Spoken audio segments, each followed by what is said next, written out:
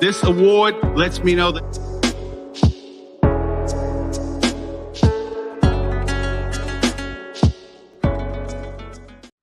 Bienvenue, Wan Ying, Bienvenidos, Bienvenita, Namaste, and welcome. Welcome to another exciting episode of Gem Hunter Stories. My name is Barry B. Mixon, and I am a gemmological storyteller. And each and every week, I get the magnificent opportunity to take you on an adventure, to places you've never been before, to hear stories you've never heard before. Each week, I take the art, science, history, and magic of gemstones, precious metals, and fine jewelry, and put them all together into a story. What I've discovered over the many years I've been studying gemmology is that many of the same characteristics, the same traits that we so highly value in gemstones, you can find in people. So what I do is take those gem stories and use them as a template, as an inception point, as a bridge to help people, to empower people, and oftentimes to remind people to take time to discover the value of their own stories, of who you are, of how you resonate in the world, and how you interact with the light. Ladies and gentlemen, as you probably know, some of you know that I am currently in France, and it has been a magnificent journey.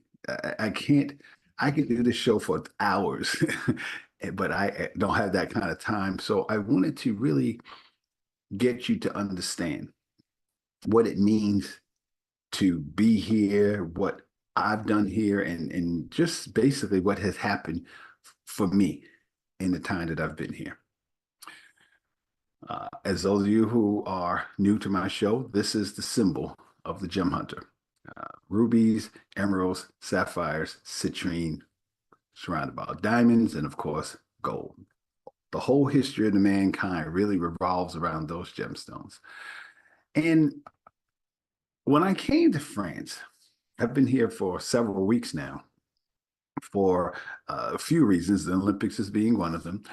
But when I came to France, I started thinking about what would happen to me once I got here. And what I normally do when I go to another place is I always bring the book As a Man Thinketh. Those of you who know me know that I carry this book with me most of the time. I didn't actually do it this time because I had it on my iPad, but I wanted to read something to you because in order for you to understand the significance of this journey, I need you to understand how far back the concept of this journey has happened for me. This is when I was in the Pyrenees Mountains. There's the book, As a Man Thinketh. As you see, it's getting a little worn. I've had it for over 30 years now, so I didn't want to bring it because I didn't want to destroy it. I knew how long I would be here. But the sentiments, the words, the meaning lives with me every day. And I wanted to share it with you before we really even get into the story. The chapter that I normally quote, although the whole book is incredible, but the chapter that has changed my life is chapter 6. It's called Visions and Ideals. And obviously from As a Man Thinketh by James Allen. As a Woman Thinketh as well. It's just a book with different pronouns, but same concept, same words. And I wanted to read these words to you because this is what I say to myself at spectacular moments in my life like this. I remind myself of where it all started. Cherish your visions, cherish your ideas, cherish the music that stirs in your heart, the beauty that forms in your mind, the loveliness that drapes your purest thoughts. For out of them will grow all delightful conditions, all heavenly environments. Of these, if you but remain true to them, your world would at last be built. And I'm not going to read the whole thing to you, but there's a couple of sections that always inspired me. And the beginning of that chapter, dream lofty dreams. And as you dream, so you shall become. Your vision is the promise of what you shall one day be. Your ideal is the prophecy of what you shall at last unveil. The greatest achievement was at first and for a time a dream. The oak sleeps in the acorn, the bird waits in the egg, and in the highest vision of the soul, a waking angel stirs, dreams of the seedlings of realities. And I wanted to say this to you because this is exactly where I'm at right now. Everything that I read 33 years ago when I was sitting in that dumpster in the city of Chicago, cold, hurt, angry, alone, I would read that each and every day. And I want you to know that everything that book said, every part of that quote, you are seeing the manifestation of this now. So I entitled today's episode, Gemmology and the Zen of Pétanque. Now, some of you are saying to yourself, what does pétanque, those of you who know it's a game, it's a French national game. What does that have to do with gemmology? And what does that have to do with me being here? And what I can easily say to you is everything. And I'm going to prove that to you today.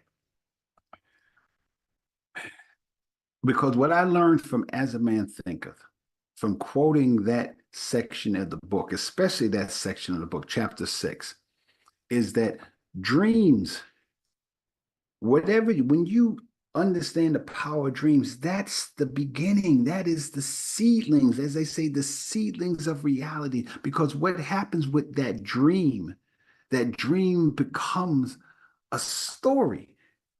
It starts making sense to you. As you start dreaming, your mind starts creating, taking out the bad stuff, putting in the good things, telling you the things that you need to do in order for that dream to come true. And once those stories start building in your head, you start believing in those stories. You start seeing those stories.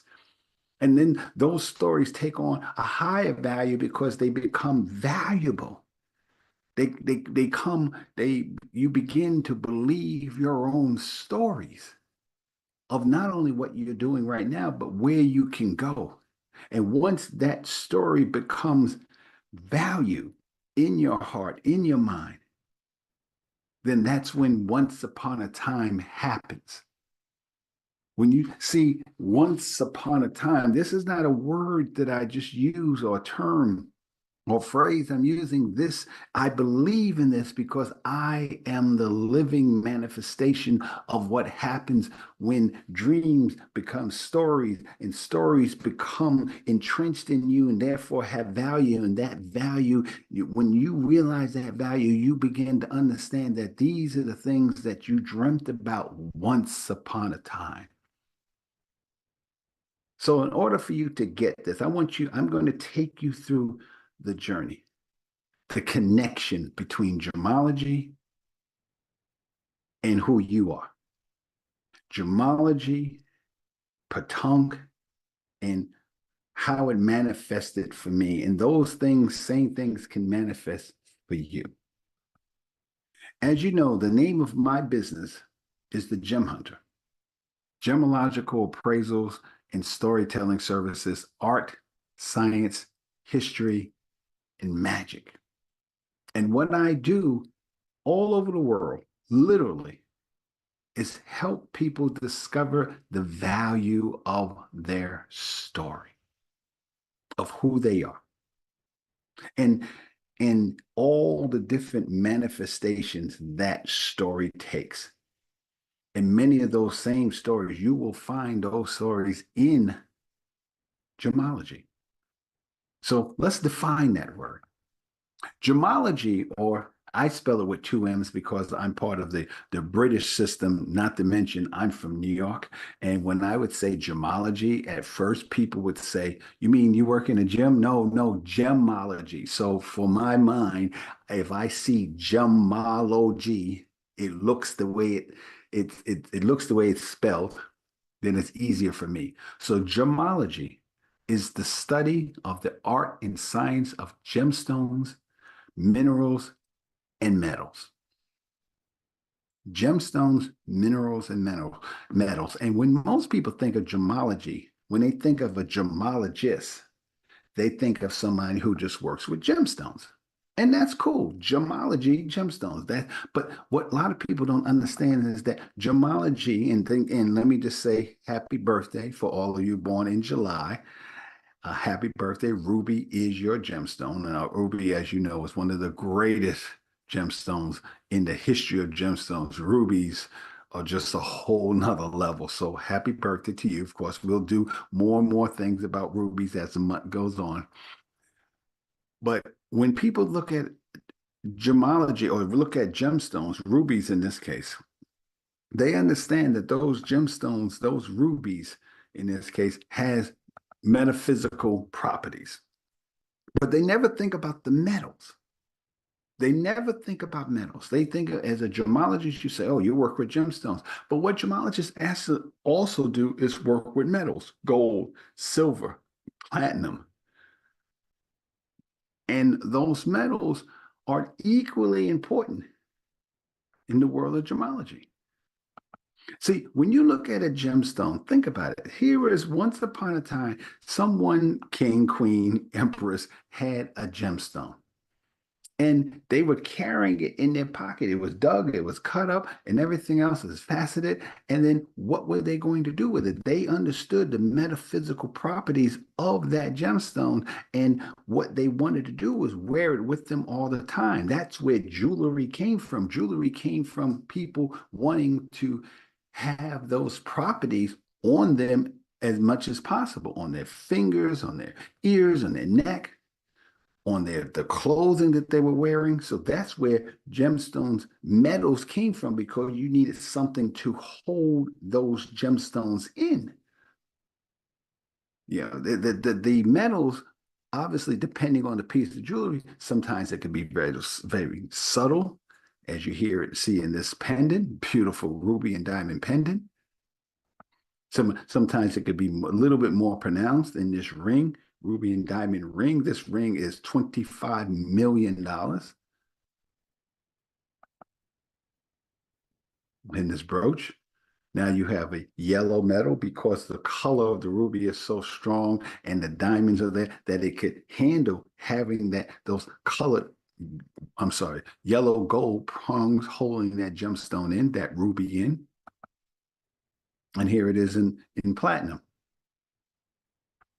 So the metal is what holds the gemstones in its place. It's the thing that basically allows people to present that gemstone in a way that everyone can see it, or at least as many people as possible. So when people talk about gemstones, they buy it for the color, but many people buy gemstones for their metaphysical properties. Rubies always, let's just go to the most basic element part of rubies. Rubies are a gemstone of love, right? When you buy the red of a ruby, it meant love, your heart, things like this. And there's other aspects of it, but people would buy gemstones, not just rubies, but all gemstones for their metaphysical properties. But what people don't really think about is that metals, they understand that rubies have metaphysical properties, but they don't think about metals. And when you really think about what a metal is, all metals come from space.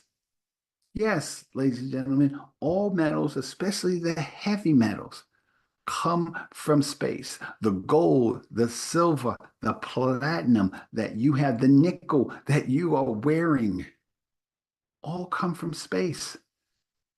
So if think about it, we're talking about the Big Bang. This is the universe started with hydrogen and helium. And once a supernova exploded, then you had the nuclear forces, the nuclear energy to create the other elements. And gold and platinum and silver, all those elements that came from space. So if a ruby in any other gemmological, any other gemstone has metaphysical properties, and they come from the earth, then you just know that something that comes from space has profound metaphysical properties. Just profound. They come from the beginning of the origin of the universe. Gemstones are made from the different titanic forces or the heat and the pressure that is contained in on the mantle of the earth, sometimes deeper than that on the surface of the earth. But metals come from space. And when you understand that, then you understand just how incredible metals are, especially when you start understanding the different levels of metals. And one of those levels is an alloy. And one of my degrees is in chemistry, and I never really thought about alloys before. I just knew what it was. An alloy, for those of you who forgot your chemistry, an alloy is a substance composed of two or more metals, or of a metal and a non-metal, that is intimately united, usually by being fused together. We're not talking about just put together. We're talking about being fused together on a molecular level and dissolving into each other when molten, which means, in layman's terms, that you're talking about the molecular structure of two or more metals or a non-metal being put together in such a way that from a molecular atomic structure point of view, you can't tell the beginning of one and the ending of the other.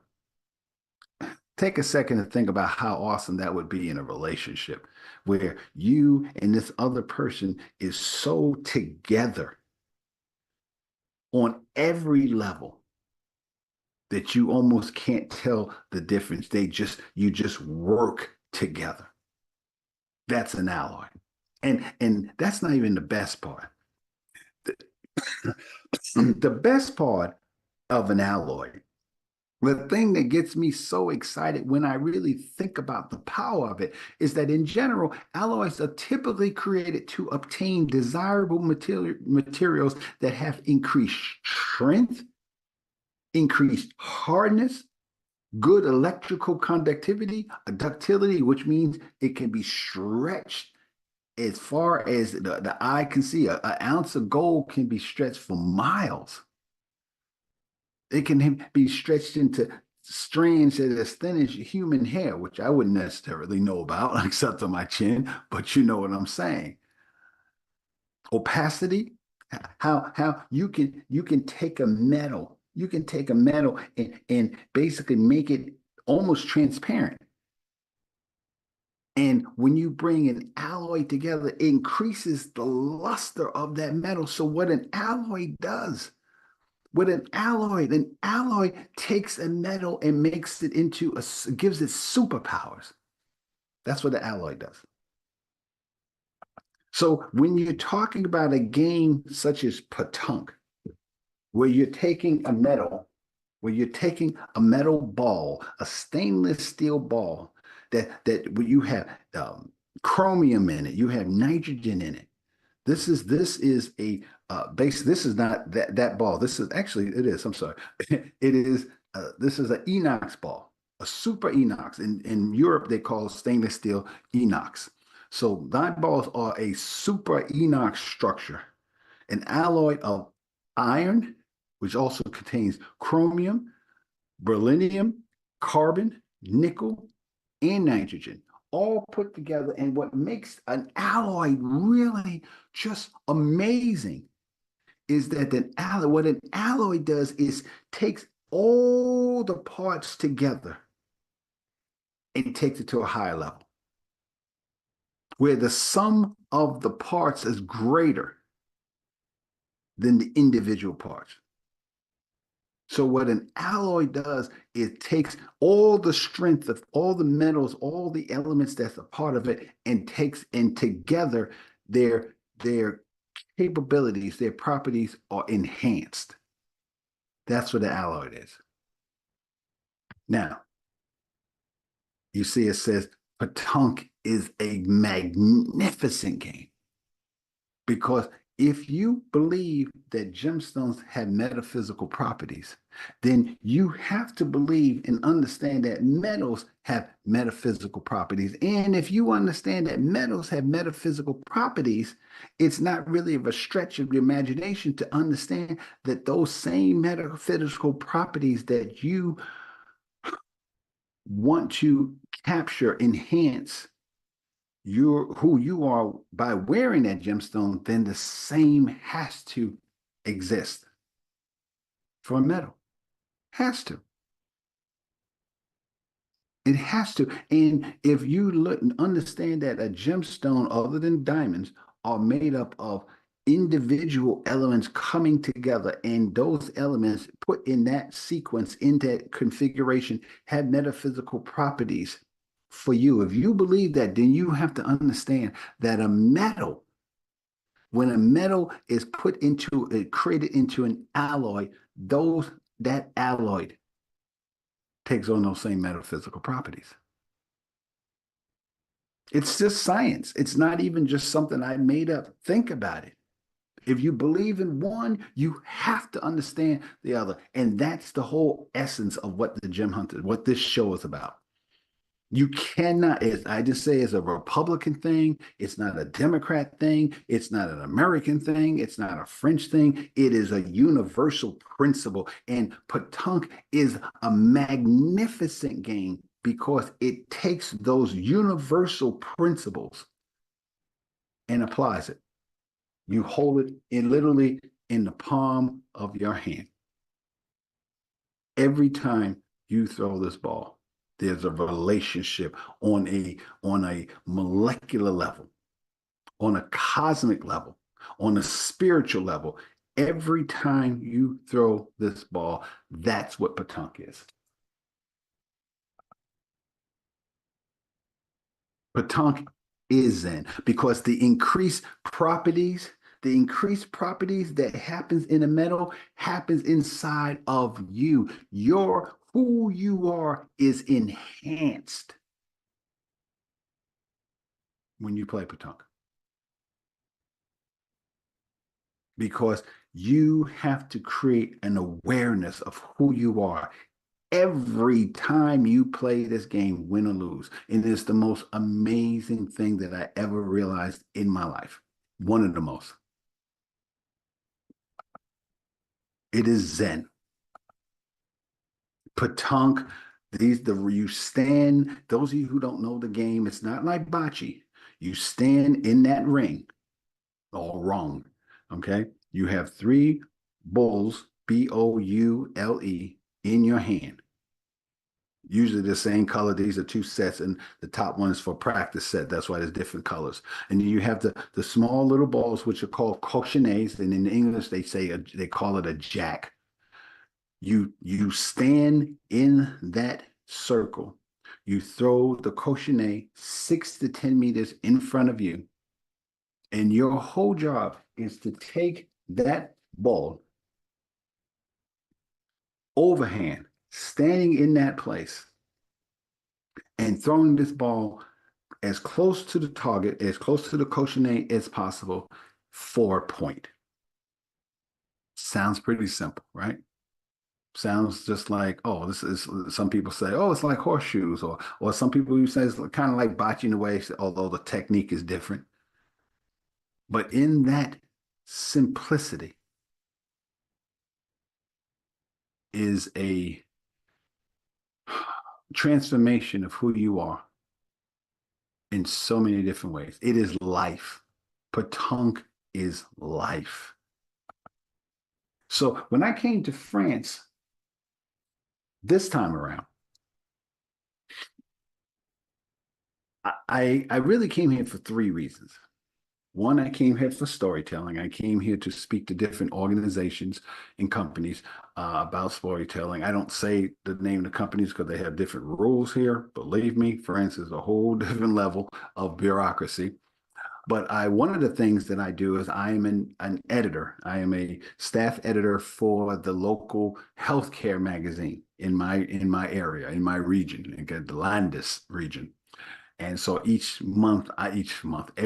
2 months, 3 months, I literally write an article about Pétanque, about gemmology, making the connection. Here's my article. It's called Gem Hunter Stories. Here's my logo. Of course, I write it in French, and it goes out to, I think, what, maybe 2 or 3,000, 4,000 people in the area who are in the healthcare field, making a connection between gemstones and people, precious metals and people. The other reason I came here is to teach. As you guys know, I teach. I teach children all around the world, and this is my this is my office. When this is one of my offices, this is my inside office. But outside on a beautiful day, I sit outside and I teach my children. I have students in China, Australia, India, France, of course, America, and South America. This is what I do. The other thing I was planning to do, my goal was to finish or basically start to translate this book. This book is called L'Esprit de la Pétanque, written by a Zen master. And the reason why I found the book is because from the almost very beginning, I started playing pétanque in October of 2022. And from the minute I started playing it, it had that Zen-like feeling to it. Just the way you had to approach it just felt very Zen-like. And I thought to myself, somebody's had to write a book on that, or maybe I'm not the only one that felt like this. And then when I looked it up, there's this gentleman who wrote this book. He is a Zen master. He lives in northern France. Hopefully, I'll get to meet him one day. But I bought his book, and I'm in the process of translating. So that was one of my goals for this trip. Then the other goal was to literally play pétanque. I was asked, and I had the humble and the honor of being asked to play in their championship, their regional championship, representing the United States of America. These are my bowls, and of course, the flag. In fact, that flag was given to me by Claude. Thank you, Claude. Merci beaucoup. Claude is one of my Tele members. That's the pétanque club I play with here. Claude went to Normandy. He knows I'm a United States Marine, so he brought me back a flag back from Normandy. So this is my equipment that I had to represent the United States and Tele Bulls in the regional championship, which happened June 22nd.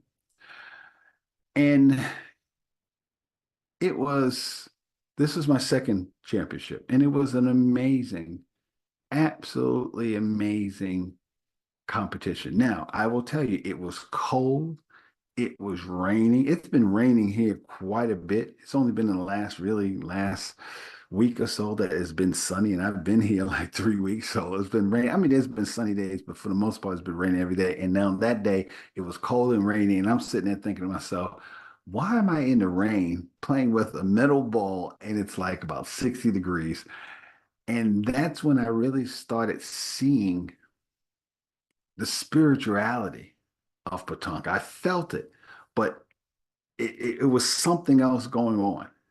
The fact that I didn't say I didn't want to play, it was really part of it, but it was something else going on when I started playing pétanque in the rain, realizing that when I played, I was no longer affected by the weather.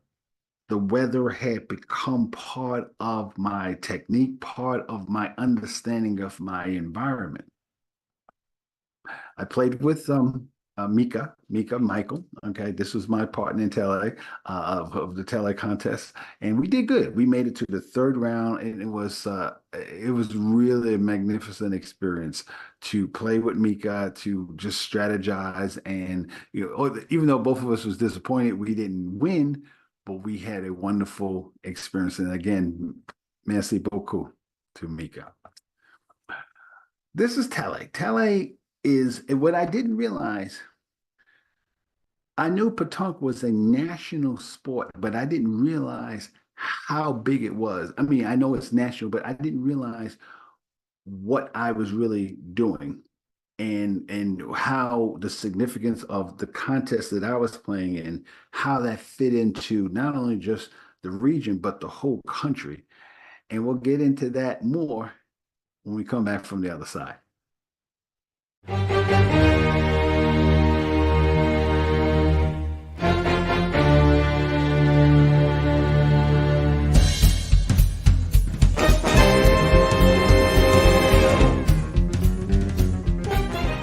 a gem bit. There are over 100 different gemstones that come in the color of green. Diamonds, emeralds, jade, even sapphire. But peridot is the only gemstone that comes in one color, green, from a beautiful yellowish green to the most highly valued olive green. So if you know someone who loves the color green, peridot might be the stone for you. Discover the value of your story.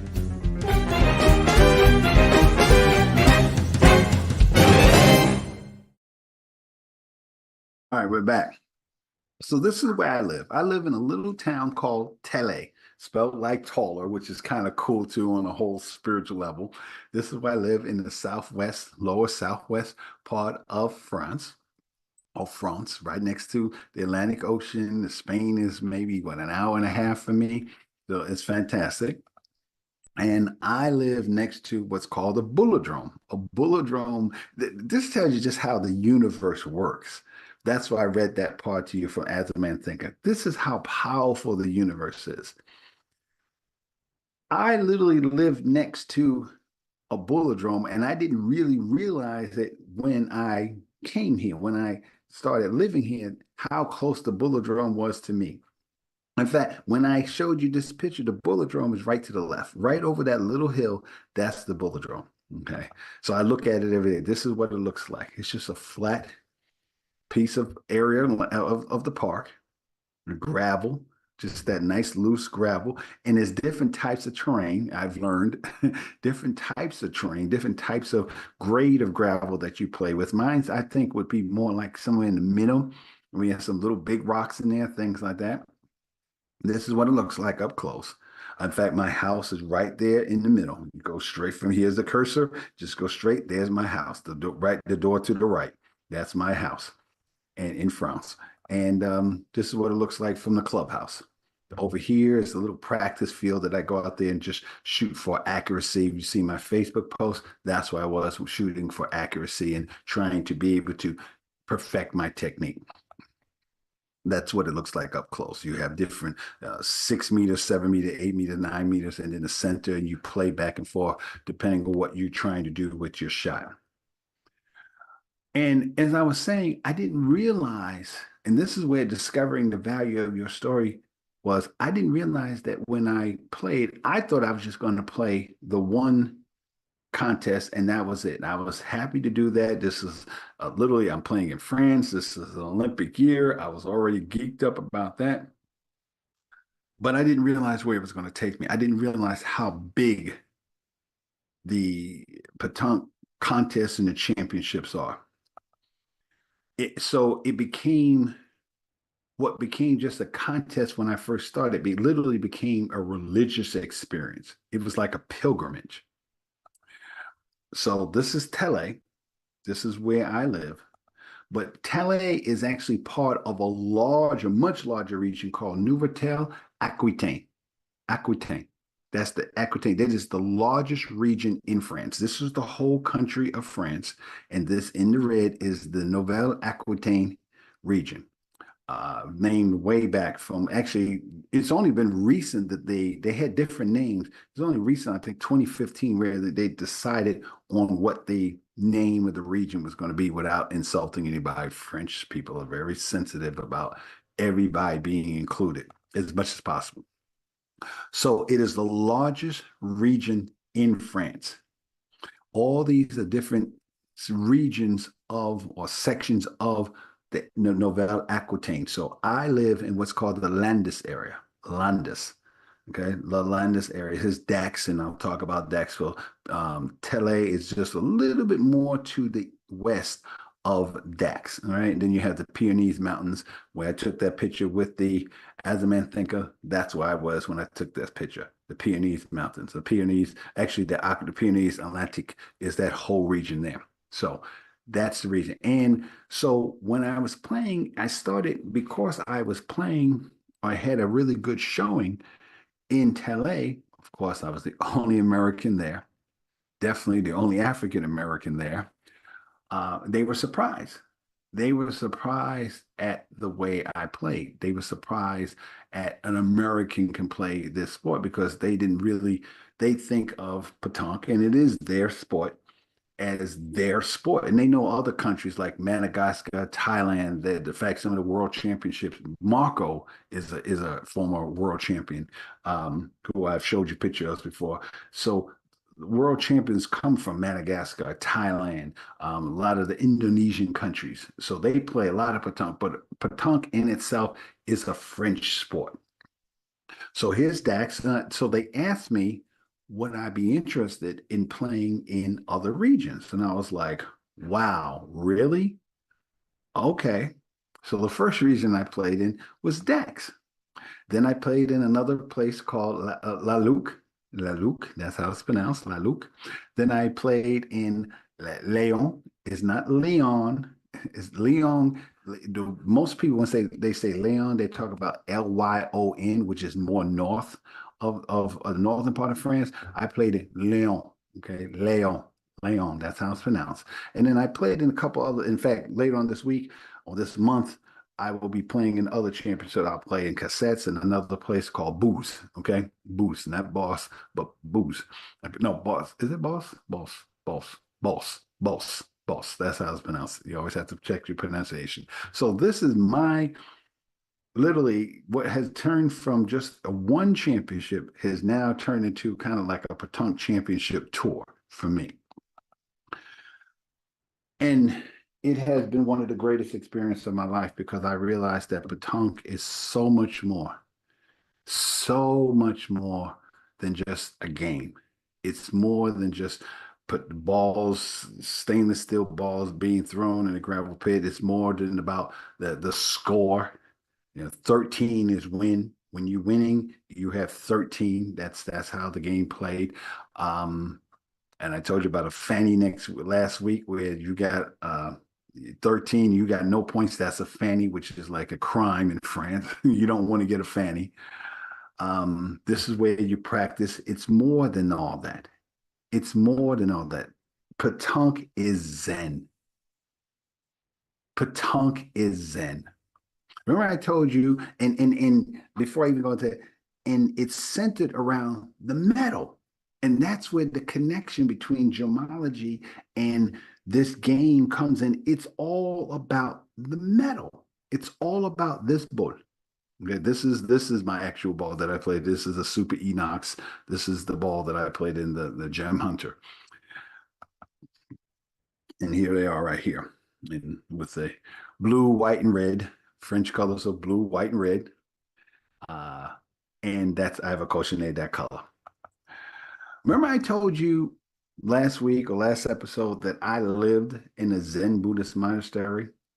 And I always give people a few seconds to go, wow, because I also come back and tell you I had the also pleasure of being thrown out of or asked to leave a Zen Buddhist monastery. And the thing that got me, the thing that hurt me for such a long time was the way he said it. He said, "You will get more out of this once you leave." And I was like, I remember it like it was yesterday. He said, "You will get more out of this once you leave." And I was like, yeah, "Okay." And I wait, what? And the only thing he said was, "You will get more out of this once you leave."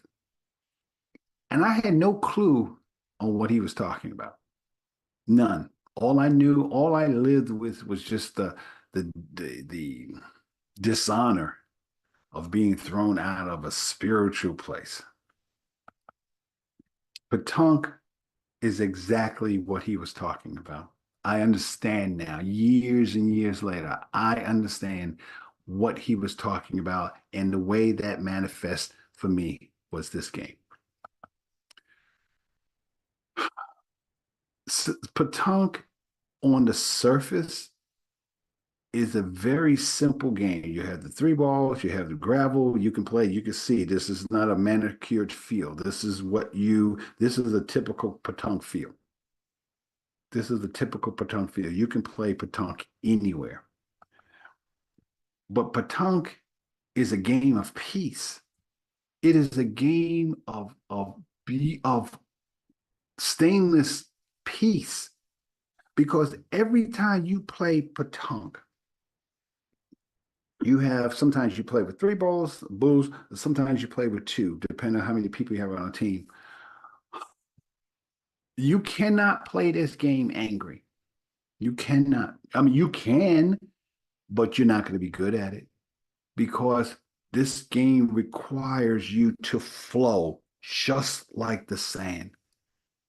Your balls have to fly in the air as if they become one with the air, one with as leaving your body. It is a game of just peace. You when you are holding the ball in your hand, you begin to get this relationship with the metal. That's why I know there's metaphysical properties in a metal. Not just because of something I'm wearing or earring, necklace, something like this. It's because when you hold it in your hand, there is a connection. You have increased what an alloy is. An alloy is two metals, or a metal and a non-metal. You are the non-metal. And now you are holding this ball, this structure in your hand, and it becomes part of your body. It becomes a part of who you are. And I'm not saying you feel it every shot, you don't. But when you feel it,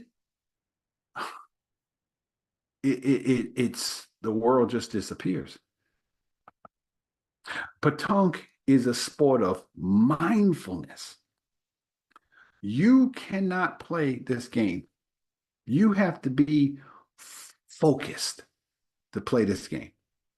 There has to be a moment as you're standing in that ring. When you get in, and there's different positions. I have what I've been told a very unique position, because of my relationship with Zen Buddhism, because of my relationship with Gemmology. When I playing pétanque, literally I don't. Some people just take the ball in the hand and will toss the ball, and that's fine. But for me, it's almost like you have to introduce yourself to the environment. It's like I guess it would be similar to when you come onto in a dojo, in a Japanese dojo, you literally will bow to the center, to the structure, the leader of the dojo. You bow, you honor the mat, you honor the environment. That's what pétanque is. You literally, when I play, I literally stand in the ring for a second. I look at where I want the ball to wind up. I look at where the cochinet is, and then I follow where the cochinet is, where the target is, and I backtrack. I backtrack to where I want this ball to land.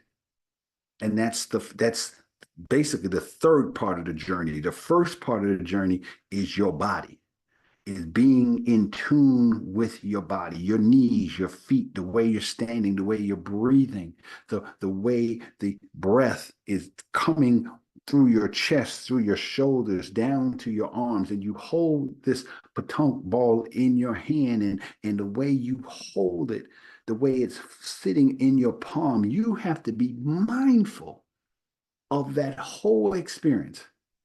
And it's the most amazing thing in the world, because every time you do it, in sports they call it the zone. In different, when someone's shooting a 3-pointer and you just know, swish, you can feel it. It's like that every shot. And you had the potential. That's what you're going for every shot. Not because because you want to win, because that is how you understand the distance between you, your arm, your fingers, the ball, the space that travels between your fingertips as it releases from your hand, you can literally feel the connection all the way through space. It lands, hopefully where you wanted it to land. And then your mind, your spirit has to navigate through the gravel, through the whatever obstruction it is to get to the target.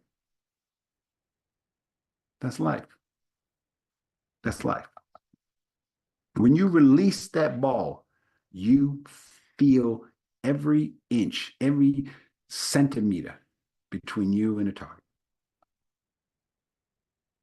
It is a breathtaking feeling when it happens. It doesn't happen all the time. I mean, your goal is to happen all the time, but because it's Zen, you literally free your mind. You free your mind of that expectation. You free your mind. You know that's what it is. And then when that happens, there's a sense of harmony. You have this sense of harmony where everything just comes together. The universe comes together at that moment. At that moment. I cannot tell you how amazing it felt. This was in Leon. This was in Leon. It was an absolutely beautiful summer day. Everybody was out there. 50, 60, 70 people was out there just playing. Just playing. I'm in the red shirt, obviously. And anybody can play. Young, old, tall, skinny, just I won't say white, black, because I'm the only black person out there, but everybody can play this game. And what's so beautiful about it is here I am in a foreign country, in a different continent, in a different city, in a different culture. And it was just beautiful because I wasn't judged by anything other than being in that moment playing with that ball, and everyone felt the exact same way. It was just a beautiful feeling of just being one with the universe. You see it in movies or Star Wars and things. There's the whole concept of, remember when Yoda was talking about telling Luke how to pull the ship out in Empire Strikes Back, and he was just like, Luke was saying, "Oh, it was too big," and this is different. And Yoda said, "No, it's no different. Only in your mind." That's how it feels. That's how it feels to just play this game with just this feeling of sheer harmony. You know where the shots can go. When you're in that place, you know where the ball's going to go before you even get there. You can feel it from the tip of your hand. You know exactly where the ball is going to go. Community. The community that's in Pétanque is absolutely breathtaking. You have people that come from all over. This is in Calais. This is the guy in front. This is Jean-Marc. Jean-Marc is, I call him Michael Jordan. Jean-Marc, he can do things with the ball that I don't even think it's physics. I think it's at least not physics on this in this galaxy. I mean, he plays a ball where, I mean, it's like his ball moves from side to side in space. It's like, John, that's not even, what are you doing? What are you doing? And he's just like, that's Pétanque. It's just, and these guys just came up to me. This is during the Talley contest, and we were just together, together. I didn't know these guys other than Jean. I didn't know these two guys, but from a can of paint, and it was just the brotherhood, the friendship, just human beings coming together. It was just, this is Marco. This is the champion, as I say to Marco all the time, champion of the world. And Marco's, I don't know, in his late, it's the fact he's got a birthday coming up. I think he's like Marco, most somewhere in the 80s or late 70s, and he's cooking. He's cooking for, we're in the clubhouse. This is our clubhouse in LA, and he's cooking, and it was just beautiful. It was just so beautiful. This is Francois. Francois is like I told you another episode. Francois is like my brother for real. Francois's father was like my mother. And even though Francois is very French, very just Francois don't take no mess from anybody. If he likes you, you just consider yourself on a whole high level. And I love Francois. I love Francois. Okay. It's just it's in français, incroyable, incroyable to have that level of community with people who you never met before. People who, je parle français, je comprends français, de lis français, but I'm still working on it. So lots of times people are speaking too fast. People are speaking just in a accent that I didn't get. What did you say? Pourquoi? Okay. But you communicate on another level.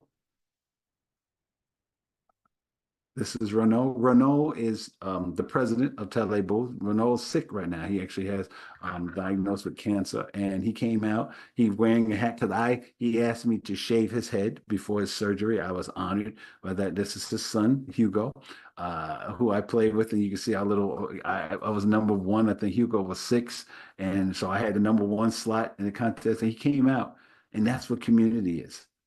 That's what community is in Pétanque. People coming together. People coming together. My New York hat actually came from Hugo, bought it for me. He had his New York hat on. I had my New York hat on. Yeah. Yeah. This was a gift from LA Bulls. Yeah. A couple for my birthday. Last time I was here on my birthday. The friendship. Yeah. I spent 14 years in the United States Marine Corps, and I've developed friends and people that I love. And Pétanque, it's not about winning. It's not about winning. Yes, I won. I won that championship and I was very proud. But what I was more proud of was the friendships that I developed. This is Stefan. Stefan, I played with Stefan. Ooh, where were we when I played with Stefan? It was I think it was in La Luc. La Luc. That's where I played with Stefan. And even though Stefan and I we worked with our language, we worked with communicating back and forth, but it was I knew Stefan had my back. I mean, it was on, we were communicating on that level. I knew, like the way I knew guys in the Marine Corps, I knew Stefan had his back, had my back, and I had his back. That's the level of friendship that you develop with this game. Yeah, I forgot this guy's name. He just came up to me, and because my name was Barry, he was just like, "You're Barry White," and I was just like, "No." He was like, "Well, you are today. You're a celebrity," and just wanted to take a picture with me, and it was just amazing. It was amazing, just how he came to me from nothing, and we bonded. We bonded because of this metal. Again, the alloy coming together, and whatever the characteristics of the two metals are heightened when you have an alloy. So what Pétanque is, it's an alloy on a whole nother level. This is Patrick. Patrick, this is in Tele.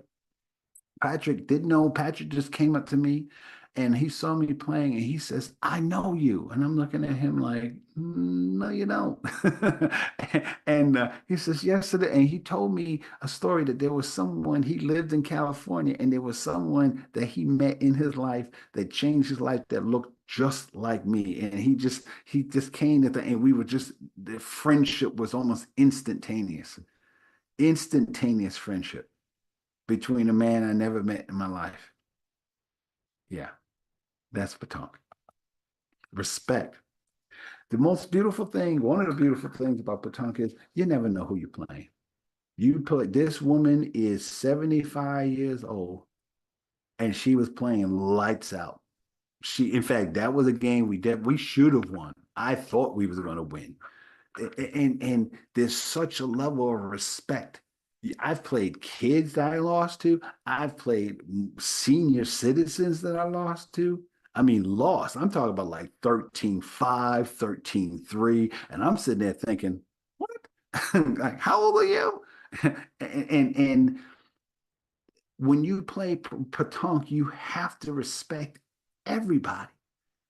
No matter who, I don't care how short they are, I don't care how skinny they are, I don't care what's going on. I've played against people in wheelchairs, I played with people with special needs. Everybody respects one another in pétanque. If you're going to play the game, if you have a chance of winning, you better respect because you never know.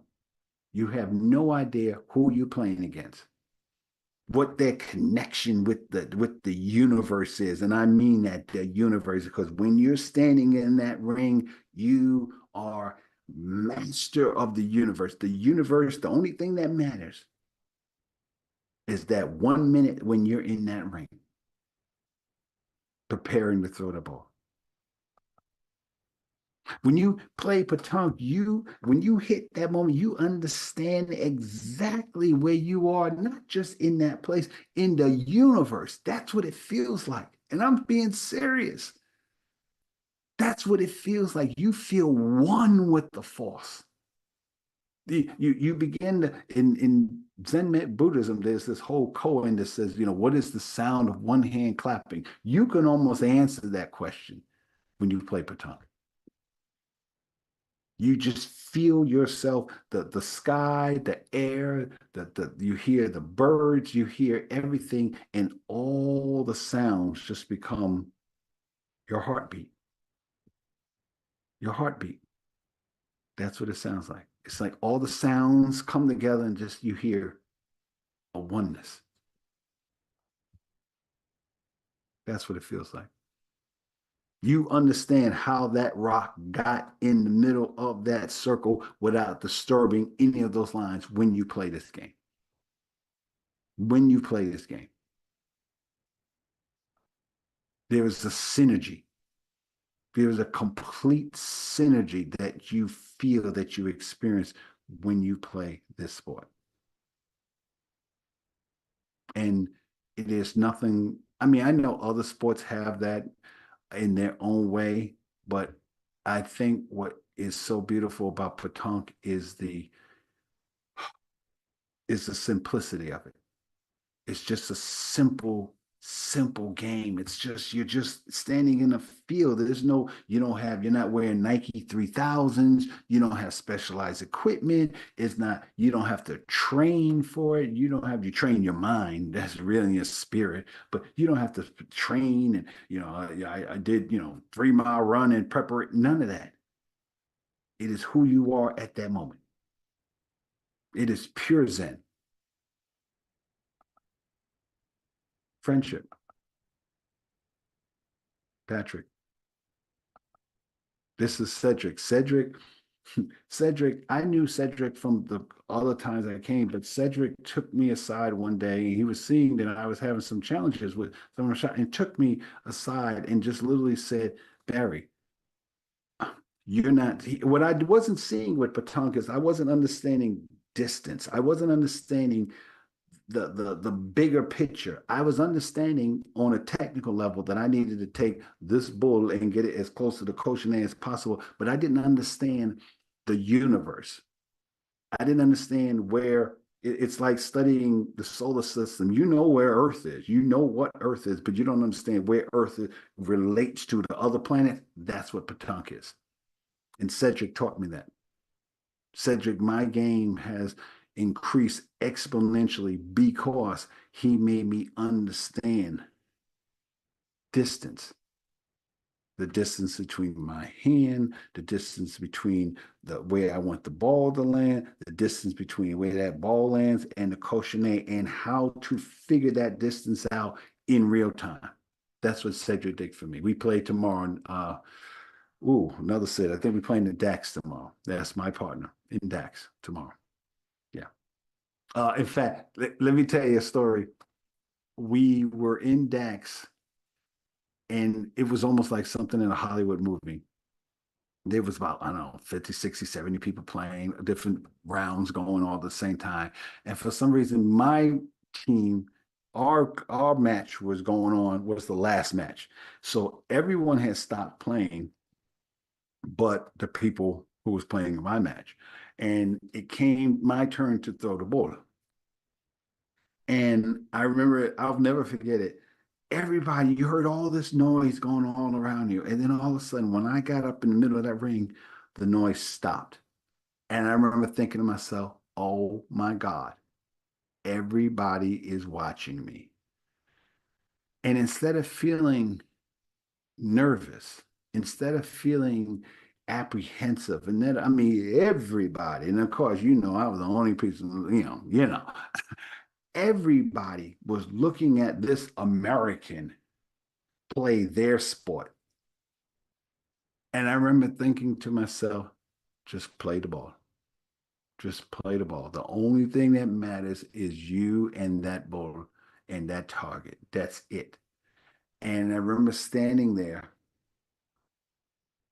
and just feeling the shot, just feeling the shot. The ball left my hand, and the way I do it, I literally take it and I bring the ball like this. And one of the people in Leon said that my nickname is D'Artagnan because I do it. He literally said "on guard," and that's what it feels like to me. It's like you're greeting your universe. It's on guard, and the ball flew through the air, and I knew exactly where it was going to go.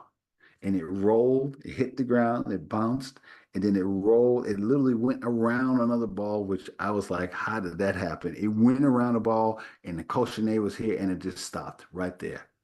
Voila, in front of everybody.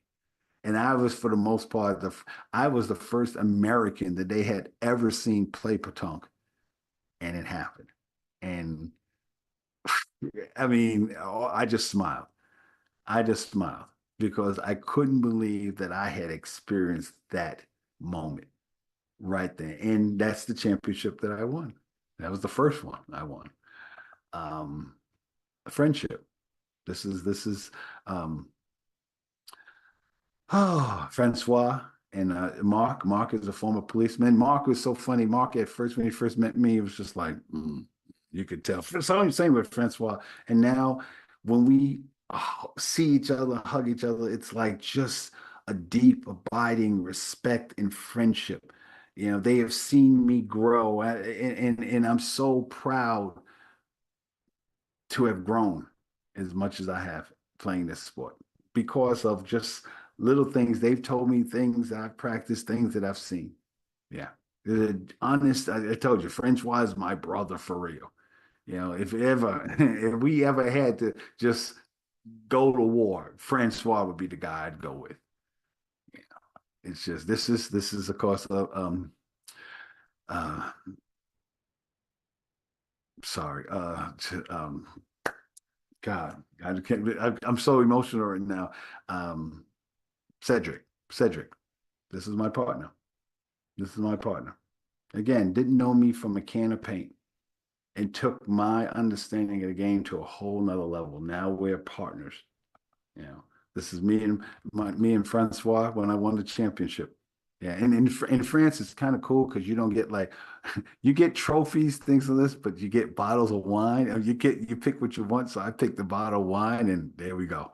There we were together. And this was at the I forgot the exact name of the place.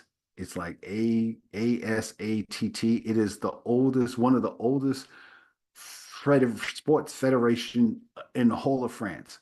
It's been around since 1897. So imagine just the historical aspects of me being there playing and winning in a chance. So you guys saw that on Facebook when they called my name. I was like, oh wow, yeah. This is Jean-Marc. This is Jean-Marc who didn't even win that day. I beat him that day, not him personally, but his team. Yeah, in the competition. the competition is it's competition, but it's just the most beautiful competition, the most beautiful competitive sport I've ever been a part of in my life.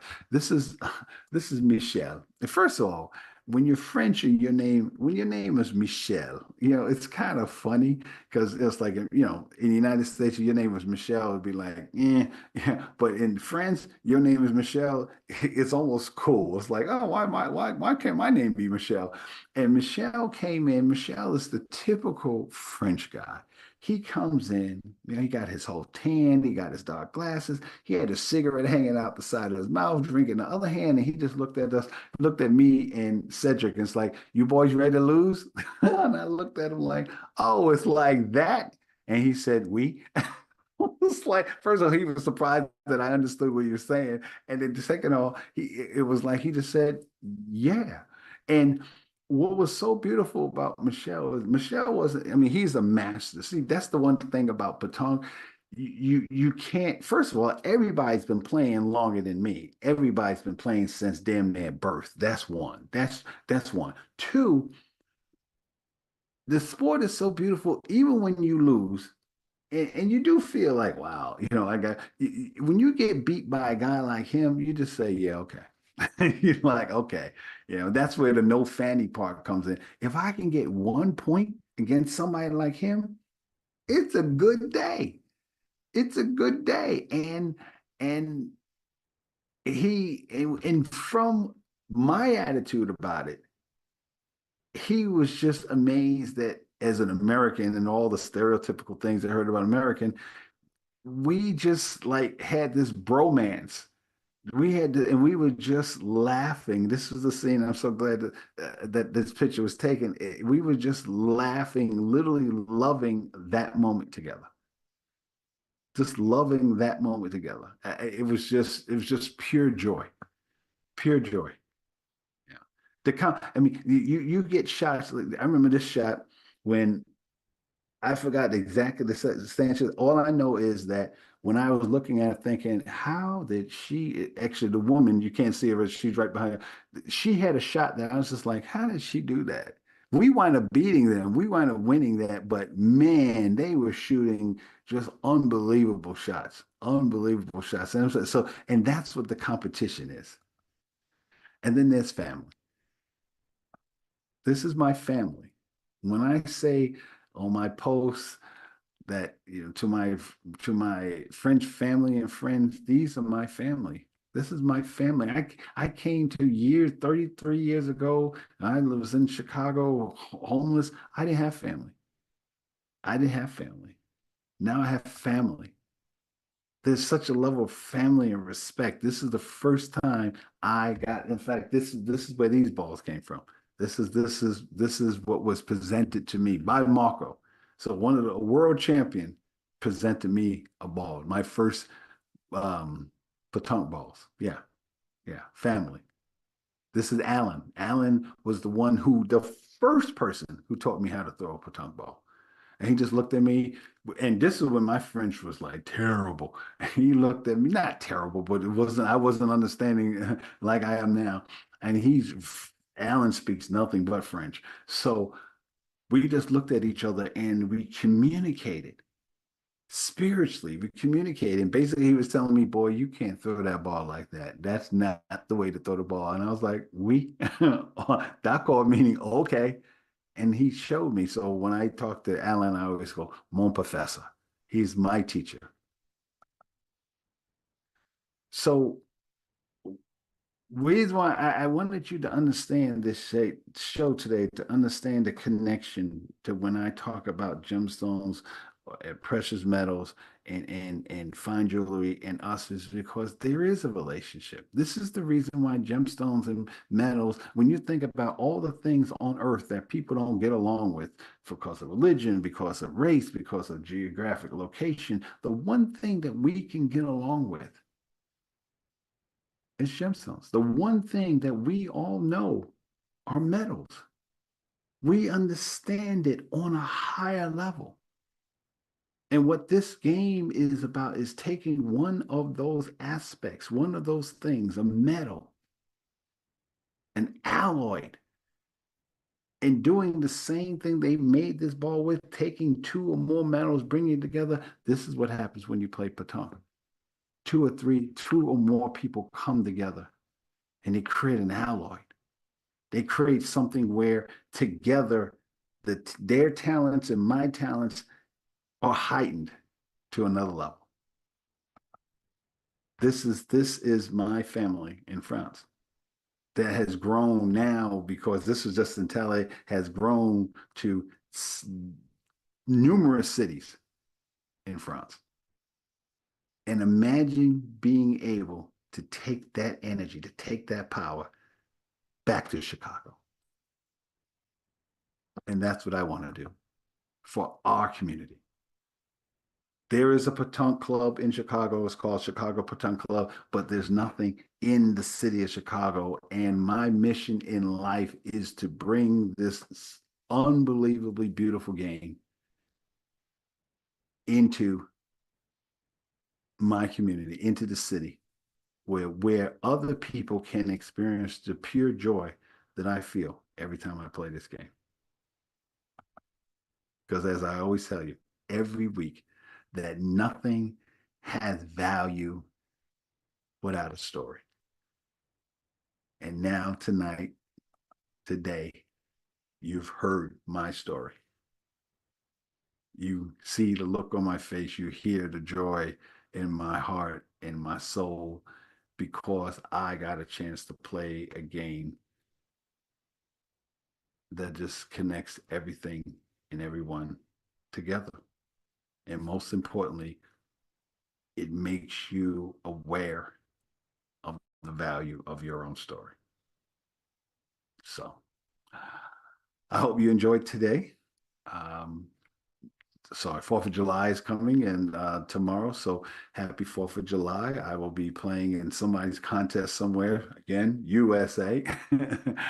But I just want to say thank you for all you who have supported me and loved me through this journey. Thank you for your comments, your posts. Thank you for those of you who are living through my French experience.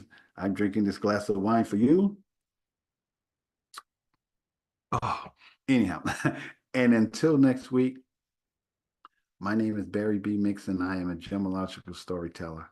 And I just hope that you take time in your life to discover the value of your story, to discover what dreams are truly realities.